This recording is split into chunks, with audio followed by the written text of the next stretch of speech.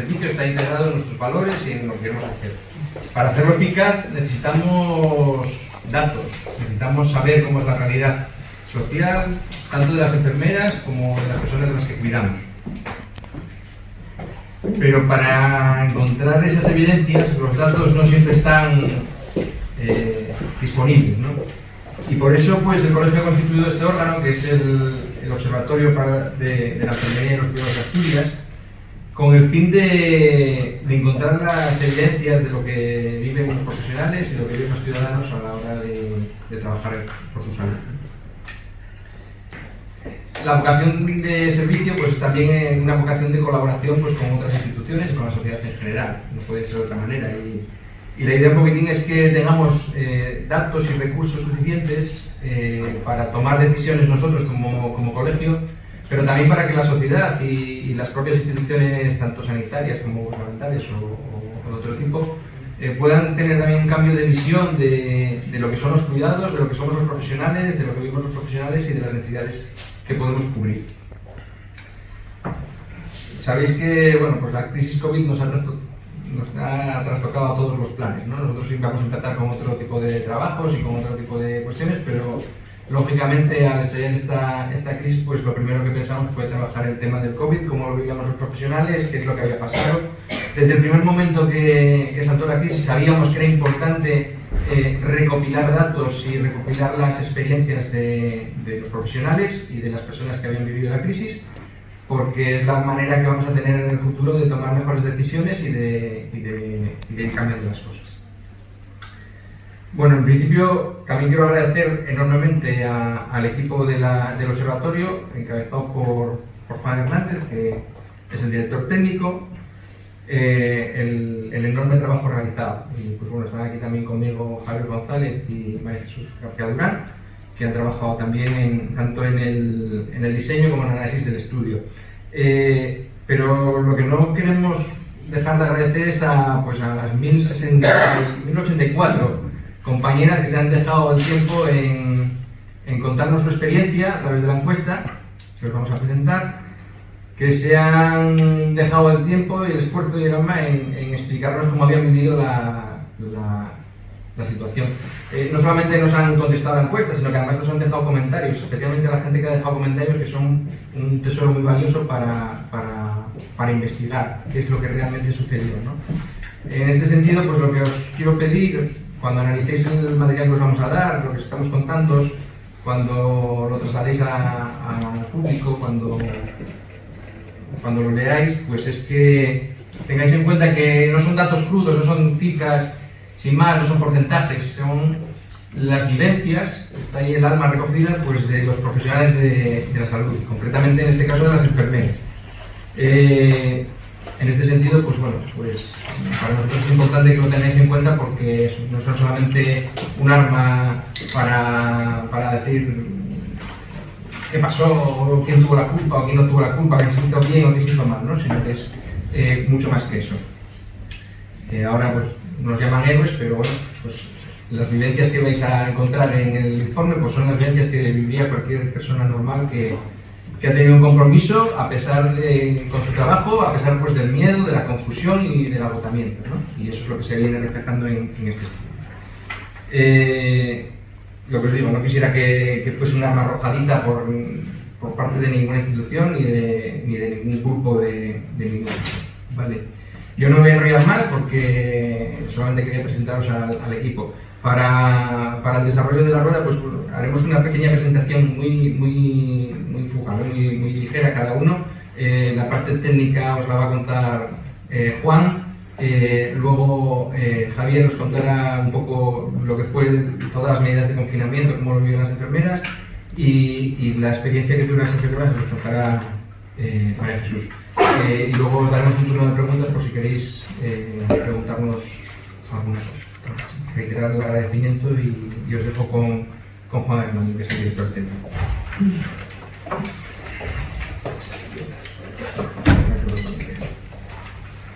Buenos días,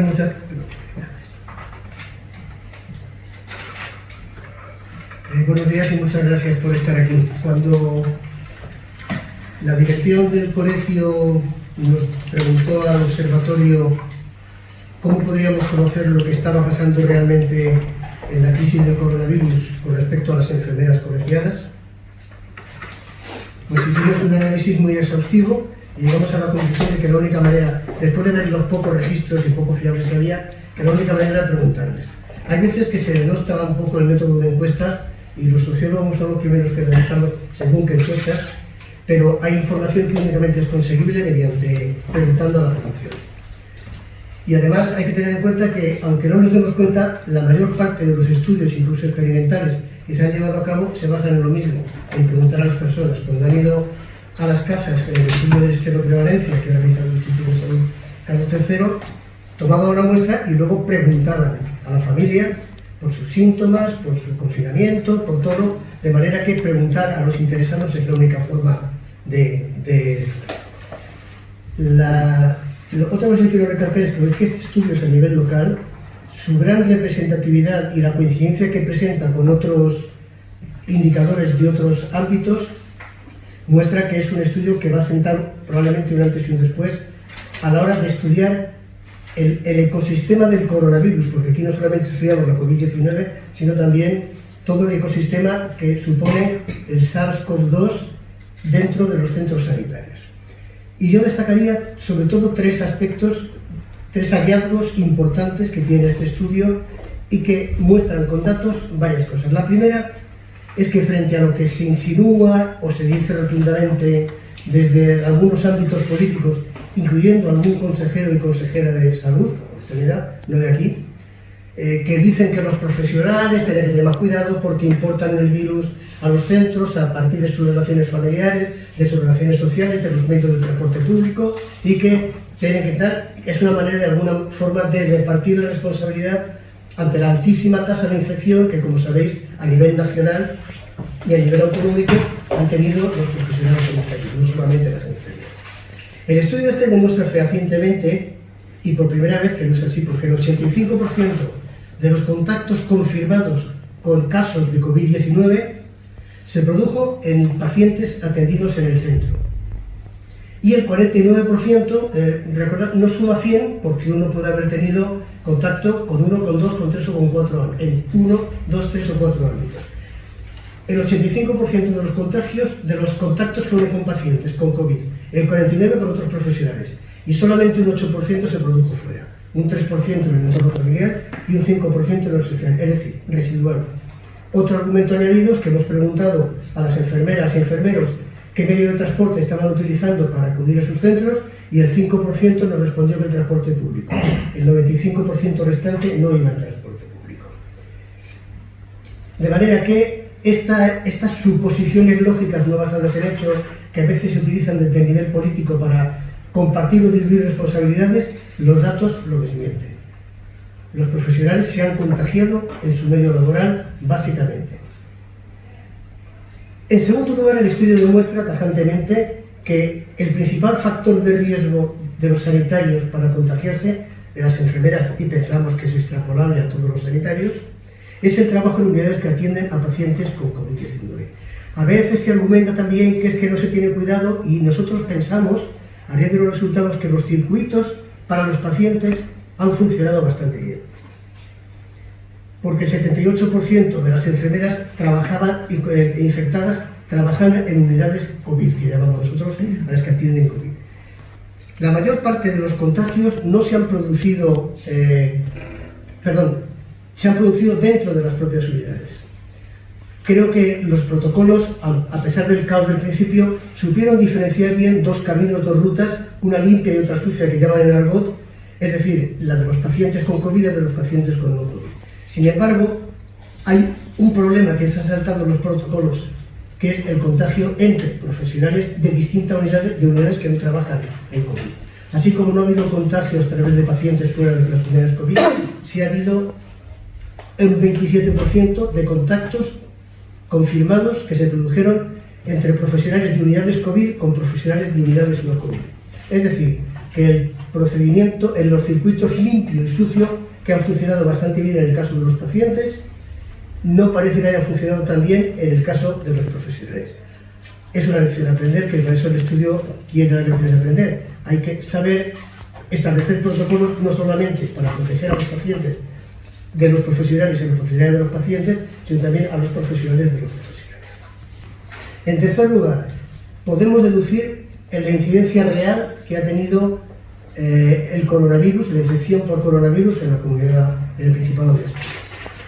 Mientras que los datos públicos eran, a 13 de mayo, tengo que decirlo, eran de 145 en centros sanitarios y 18 en centros sociosanitarios, es decir, sumaban un total de 163, nuestros datos nos dicen que han sido, y luego matizaré al alza, que han sido 600.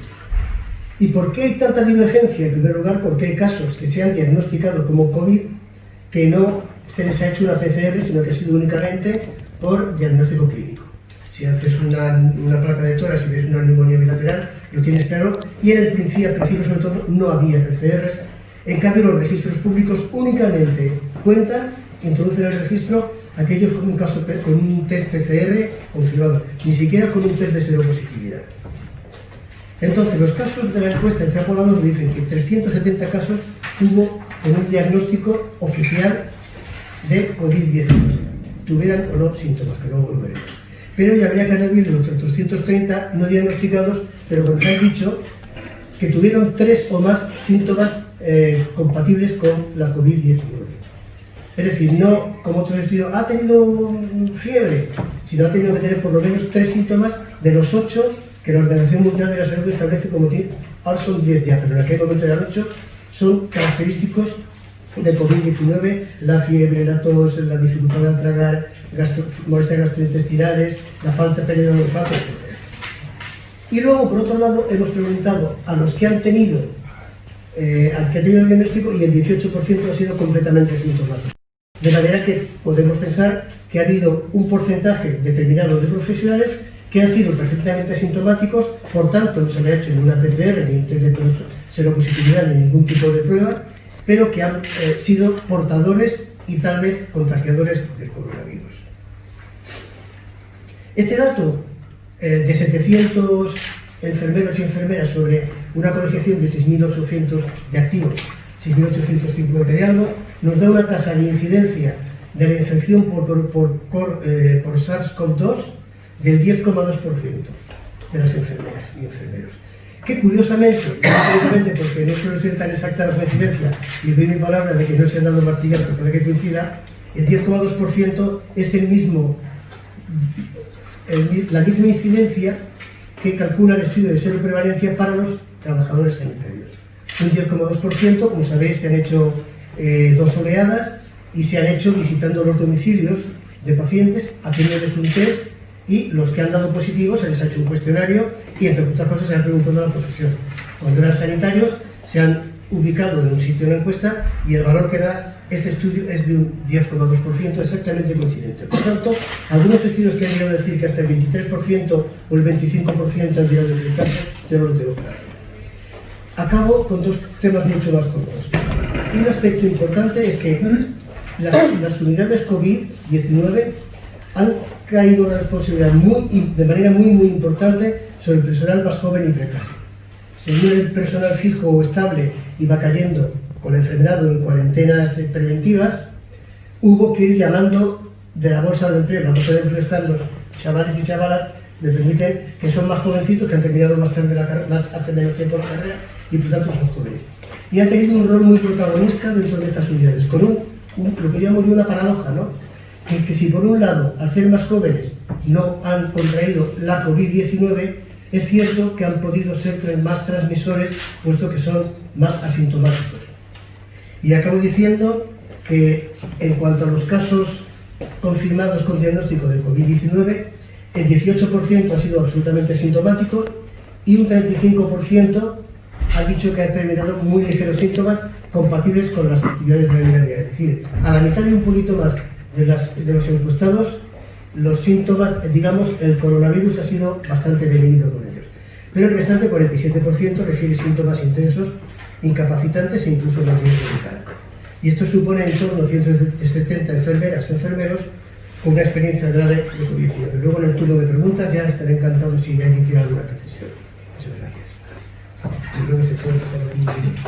pasaremos entonces a Javier González, que les va a contar un poquitín datos sobre el confinamiento de...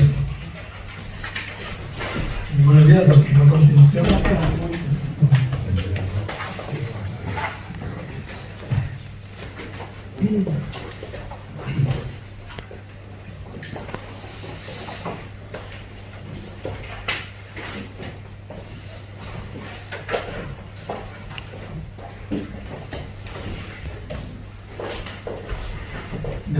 Buenos días, a continuación les voy a presentar los resultados relacionados con la cuarentena de las enfermeras colegiadas en Asturias.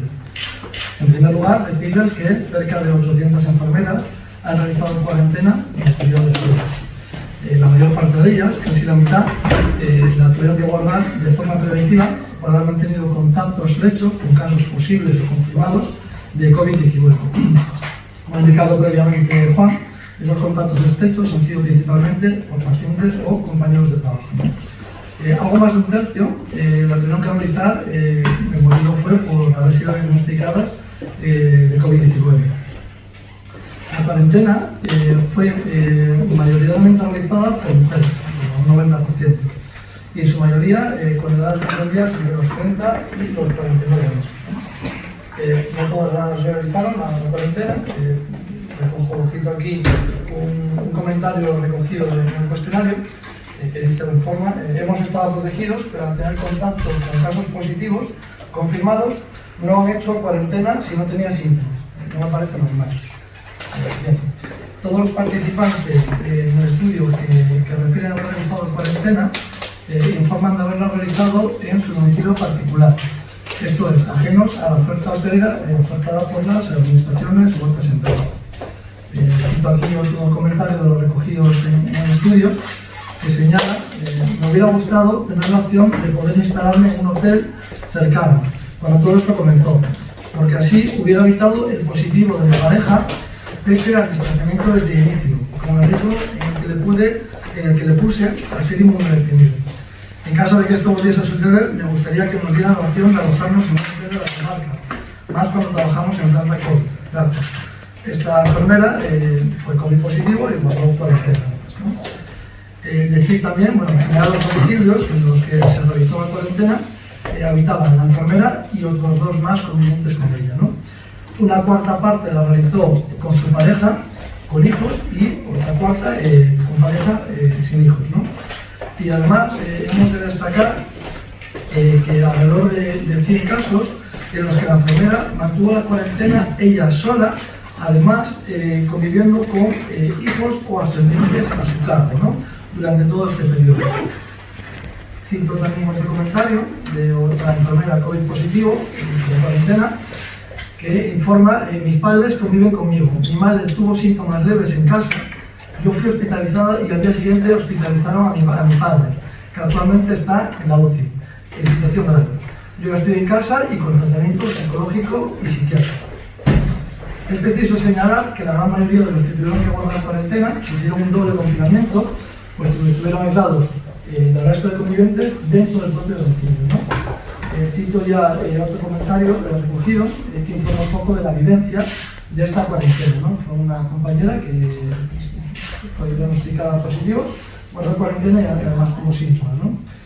Refiere absoluta soledad e impotencia, nadie te mira, nadie te explora y nadie te da un tratamiento. Todo se limita a actos telefónicos para estadísticas de síntomas, de días de proceso y de test realizados, además de una fuerte presión para el alta para ir a trabajar, claro. Difícil la comunicación con atención primaria y te dan el alta basándose en el resultado del test sin preocuparse por complicaciones, secuelas o recuperación. Somos simplemente un número de una estadística. Decir también que la cuarentena que realizaban las enfermeras de nuestro estudio tuvo una duración en torno a las 2 semanas, oscilando entre 12 o 20 días, si bien hubo algún caso que superaba esta cifra, ¿no?, que todavía seguía en cuarentena mientras hicimos el estudio.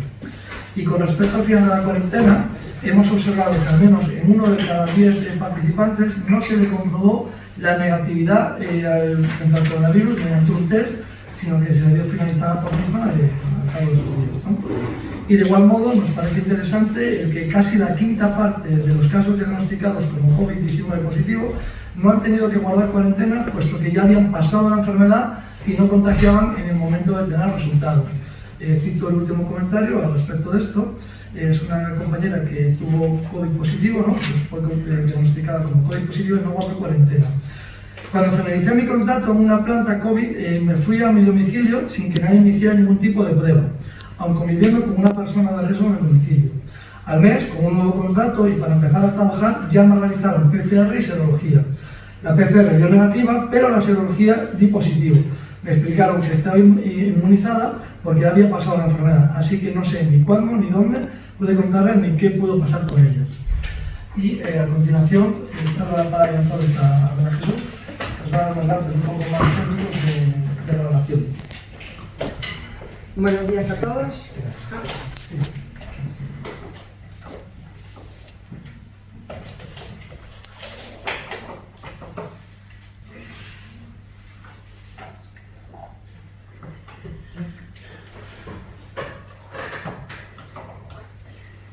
Bueno, pues nada, buenos días a todos, agradeceros que estéis aquí.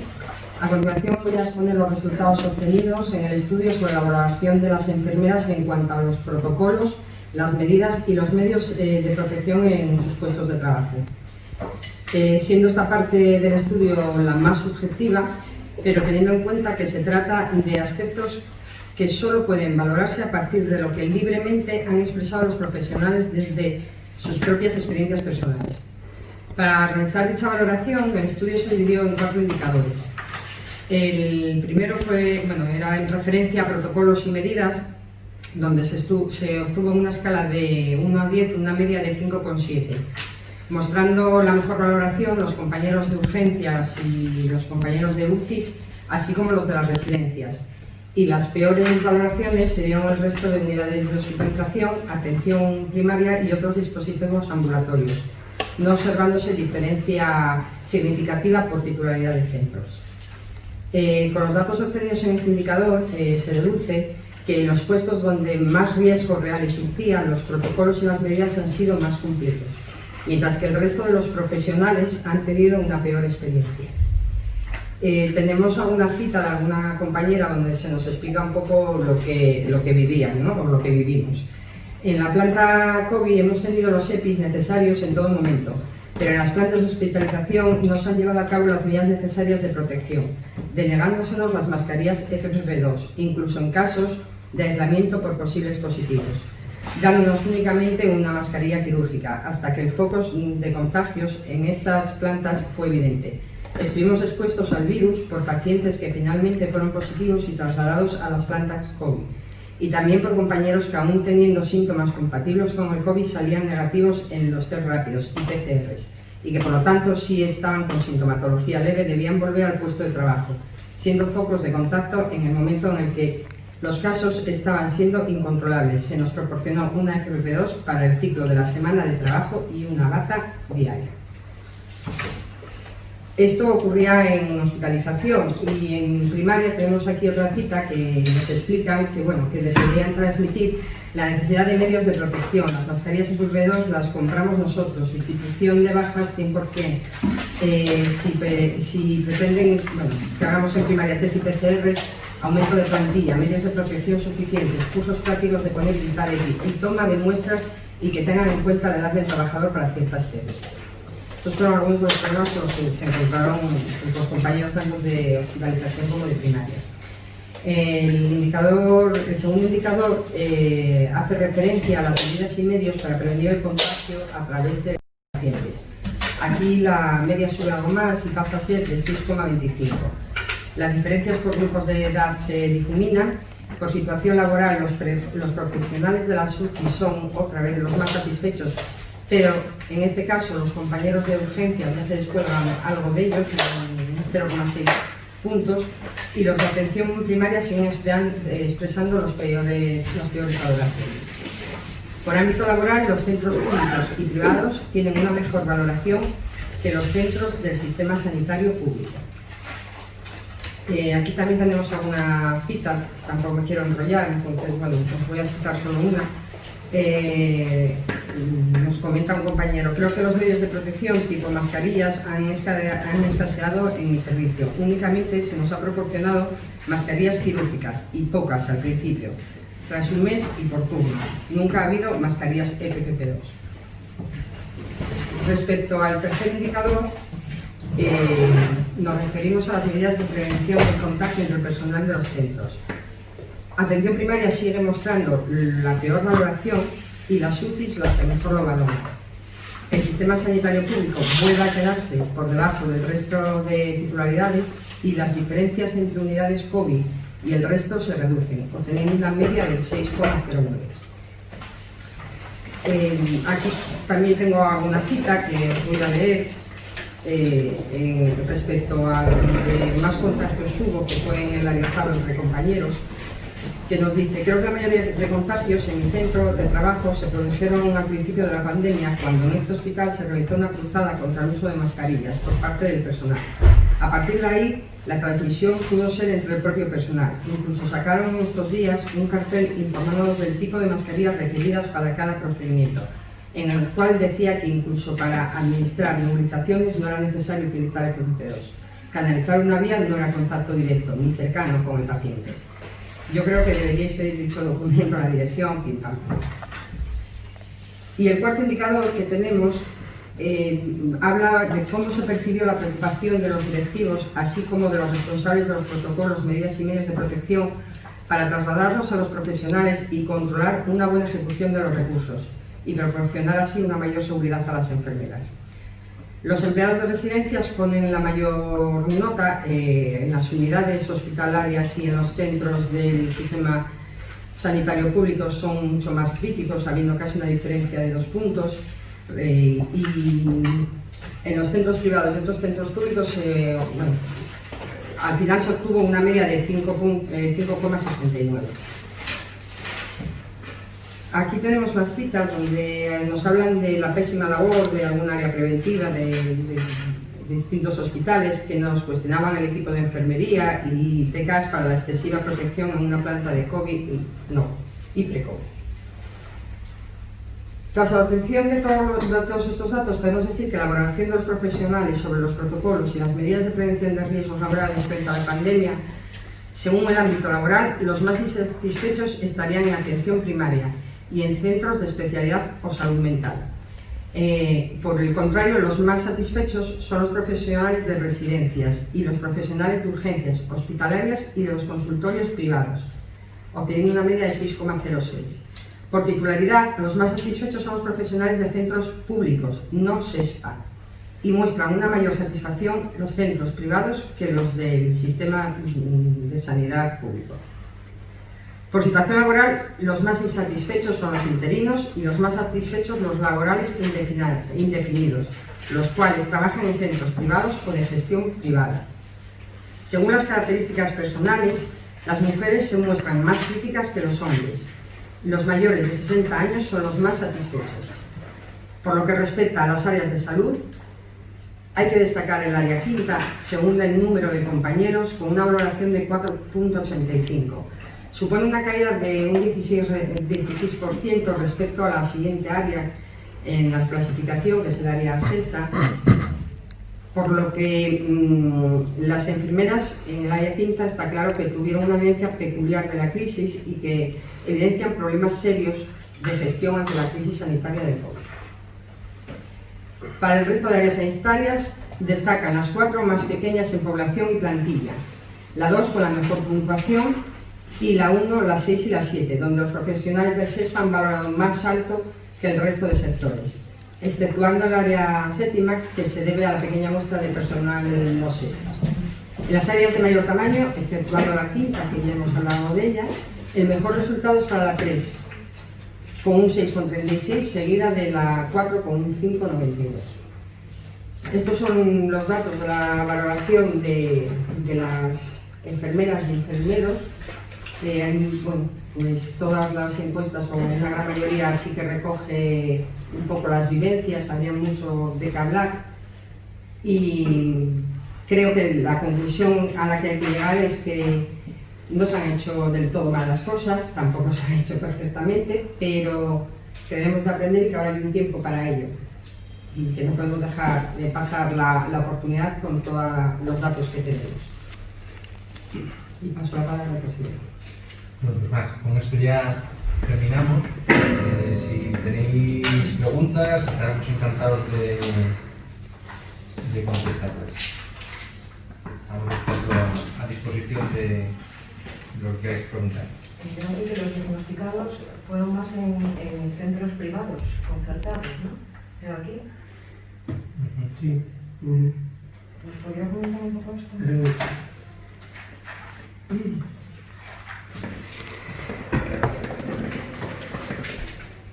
Ese es el porcentaje, ¿eh? Sí, El sí. porcentaje de Sí, bueno. centros concertados. No podemos explicarlo, simplemente se les pregunta y a los pacientes del centro concertado qué es lo que nos dicen. O sea que no tengo aquí la hoja de cerca y el esto. La otra No tengo.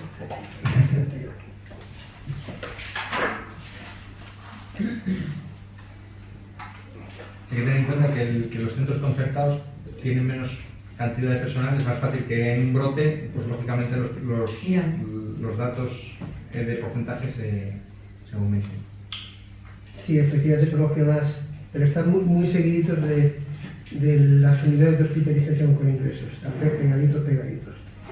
Y es bueno, pues porque probablemente, como dice Esteban, porque están un poco más, han estado un poco más desprotegidos y probablemente reaccionaron más tarde y con menos médicos. Yo quería hacer dos preguntas. Una es, ¿cómo calificarían la gestión?